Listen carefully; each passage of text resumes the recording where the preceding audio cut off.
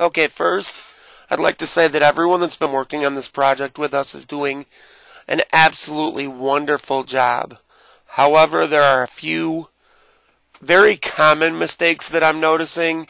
They're simple and they're easy to correct, so I'm going to make a really quick video here to show everybody what we need. The first mistake that I'm noticing is that people are making these images in all kinds of different sizes. Or they're not paying attention and they'll leave one that is still 600, or they're using the padding rule that I explained in the first video and they're making it 610 and they're not reducing it. So the first thing I want you to make sure of is that you make each image no wider than 445 pixels. The reason for this is that every once in a while a client will change their blog theme or the way their shopping cart works. And if the client creates an area within their blog theme that is below 450 pixels, we need to be able to make sure that that image fits within there. So even though, like in some cases, I saw one guy, I'm not going to name anybody's names here, but he was making them 455. Well, that's still 5 pixels more, and it's going to look really odd sticking out and through the WordPress theme. So again, we need these to be 455 pixels. 455. Alright, moving on. And again, I'm not pointing anybody out. This is a different designer that's been working on this. She'll know who she is. You guys have all done a wonderful job. I just want to go over some things that are very common mistakes so that everyone knows how things should be done. In this case, we're looking at the Chevys. And the first set of images I'm noticing are the 1500 series, or that's what we'd call them here. They just say Chevy 1500, and then they go into the different makes and models. So let's open up one of these images, and we'll use Photoshop, of course. And we're going to expose the second biggest thing I'm noticing, and that is, give this a second for my video to load. There we go. And that is that with the rear window, sometimes there's a great deal of confusion. And when I say that, what I mean is that in this image here, you see two rear windows that are obvious, but what you don't see, and I'm going to actually remove the numbers and letters from all of this so that you'll see these being made as we do this. Alright. Now let's put a little thing there. Control X. Little box here. Control X. And just for now, I'm going to put this on the letter as well. Okay. Let's zoom back in. Control 1. Okay, now this is the image after it's been basically cropped and reduced to size. You should actually be putting your numbers in first, but I want to point this out. If you're fixing these, that's fine. If it's a smaller window, you can use like a 24 point. If it's a larger window, maybe a 28 or a 30. But let's start up here in the right-hand corner. Now clearly, this is a window. Now, if you hold Alt and press down, it will automatically copy that layer, and we're going to call this number 2. And clearly, if you look at this, number 2 could be this image right here. What's not as clear to most people is that these windows with the funky split in the middle to the right are also back windows. In this case, what happens with this one right here is that middle window on the back window will slide over to allow air to enter into the vehicle. And then again, to the one even further right than that, you're going to notice that we have an image with two middle panels. And what that is that each one of those little window panels will slide open like a shutter out to the sides, and again allow air to come in. So what it is that these are, if you look at the shape of these back windows, they're all still back window panels. They're just allowing air into the back of a truck or an SUV, which is a sports utility vehicle. But they are indeed back windows. And I'm seeing a lot of people making this. It's a very common mistake if you're not used to seeing vehicles like this. It's understandable. If I had never done anything other than graphics and being a web designer, I might not even know this. However, I started out working in the auto industry 20 plus years ago. So, in fact, I worked at a car lot that sold Chevy trucks. So it was easy for me to understand exactly what I was looking at, whereas it might not be as easy for you. So again, I want to stress that you guys are doing an amazing job, absolutely wonderful. There are just a few simple mistakes. This is the second one.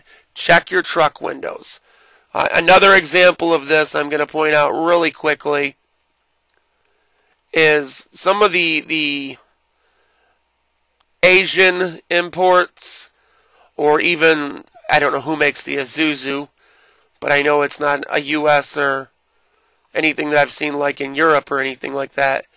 But the Rodeo, just as an example, I think it was the Trooper, was really hard for me to figure out where is the back window. I actually spent a good 5 or 10 minutes, and I had gone to images.google.com to discover that this window on the right-hand side here is actually a split back window. And what happens on the Isuzu Trooper is that this is two doors. One is a very small door, so it stays closed unless you open it from a latch, I would imagine, inside or around back behind the door on the inside. Whereas the larger, more dominant door has the larger window piece. So these are both two pieces of the exact same window. If you get confused, one way to understand this is that sometimes a convertible won't have a back window, but in most cases you should have a back window. Always remember this, images.google.com, and then just type in the car model, Isuzu Trooper 4-door, and the final year I used was 1991. And then it brought up all kinds of pictures of this, and I looked for an image that had the rear window so that I could figure this out because, you know, while I knew a little bit about the Chevy windows, like the ones I showed you in this first example, I didn't know as much about the Isuzu. In fact, I'd only had one friend in my entire life that owned one, and honestly, I thought my truck ran better, so when possible and we were hanging out, I'd say, look, mine's newer, let's ride in mine, this is cool. But he loved his truck. I'm not trying to put him down. I didn't know, so I had to go find out. And I went to images.google.com. The last and most common mistake I'm noticing, and I saved this for last because it's really a super simple fix, is that the sun visor piece, a lot of you guys are doing one of two things. Either A, let's get this down to about 12 point because it's already been pre-shrunk. Okay. Either A, you're making the letters way too big. If the visor is tiny, you don't have to make it big. Or B, you're putting that letter in the wrong spot. Here's a good example. That A should not be in the dead center of the visor. And the reason for this is that quite often one of the visors will have a little notch or a cutout section or a sensor area where that little piece needs to be seen so that the person looking at the image can look at that and then look at their car and go, that's the one that I want. Now I realize, like in this case, there is no notch or cutout, but we want to be consistent. So never put the A, B, C in the center of the window. Adversely, for those of you that I've talked to and said put it off to the left, when you see this way over here, that's not right either. I just wanted it slightly to the left. So if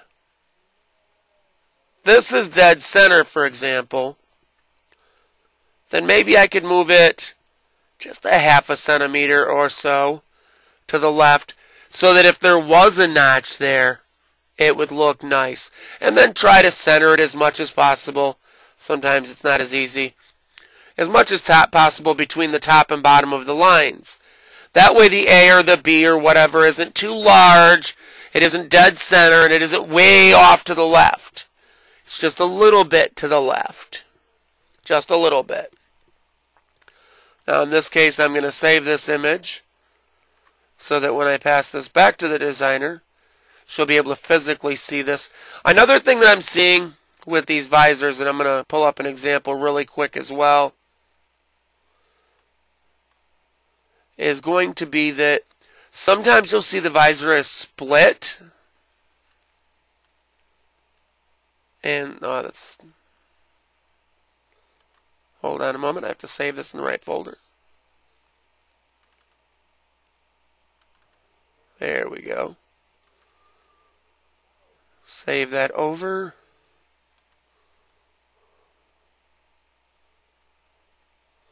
I must have way too much running right now. It's Skype.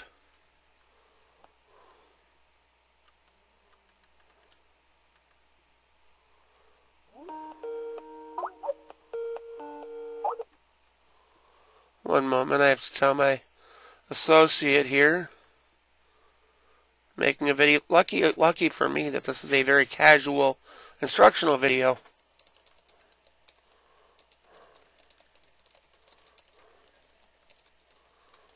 Sorry about that. That's my partner, guys. Some of you will have the grand pleasure of meeting Bruce, as we have a lot of things that we're doing, and there are more projects in the future.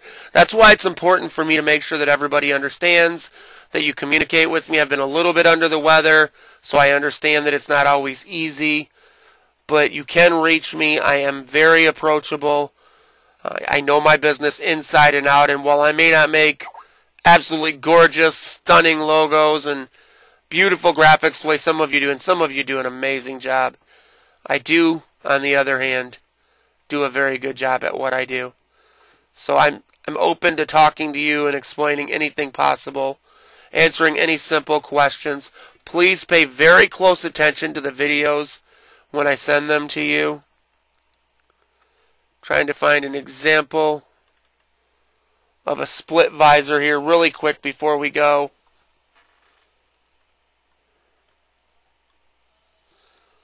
Give me a moment. Here's one right here. Some of these are a little bit more pronounced. And this is one that we've already corrected, so it's not a problem or anything. But as soon as we can get this pulled into, there we go. You'll notice that the visor is completely split right here in the center. This is still a visor, just like the sunroof here is split completely down the center, where there's a front and a back. This is still one sunroof. We do still need the full image needs to be here. But in this case, we don't need A on the left and then B on the right. We just need the A slightly to the left, and you should be fine. Again, if there's any questions, please contact me. Most of these fixes are really simple.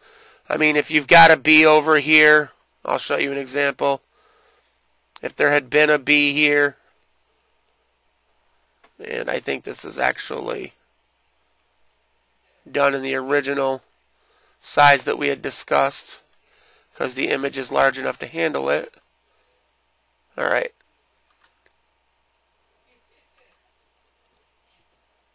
Alright. So if you've got a B right here, for those of you who are just learning, all you have to do,